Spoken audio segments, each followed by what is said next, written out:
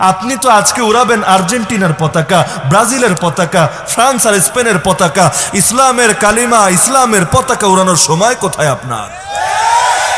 ভুলেই তো গেছেন যে ইসলামের একটা পতাকা ছিল, শুধু জাতীয়তাবাদী রাষ্ট্রের পতাকা থাকবে, দলের পতাকা থাকবে, সংগঠনের পতাকা থাকবে, আর ইসলামের পতাকা থাকবে না। ভাবলেন কিভাবে? নবী পতাকা ব্যবহার করেন নাই, নবীর যুগে বদর উহুদে পতাকা ব্যবহৃত হয় নাই। কোথায় হারিয়ে গেল সেই পতাকা? কোথায় হারিয়ে গেল আমাদের ঐতিহ্য? একটা পতাকা উঁচু রাখার জন্য পরপর তিনজন সাহাবী শহীদ হয়েছেন, তাও পতাকা মাটিতে পড়তে দেন নাই। একজন ডান হাত দিয়ে পতাকা ধরে রেখেছেন, কপ মেরে ডান হাত কেটে দিয়েছে, বাম হাত দিয়ে পতাকা ধরেছেন, বাম হাত কপ দিয়ে কেটে দিয়েছে, বাহু দিয়ে পতাকা আগলে রেখেছেন, বাহুও কেটে ফেলেছে। মাটিতে পড়তে যাবেন, শহীদের নিথর দেহ মাটিতে পড়তে যাবে, এর আগে আরেকজন এসে পতাকা লুফে নিয়েছে।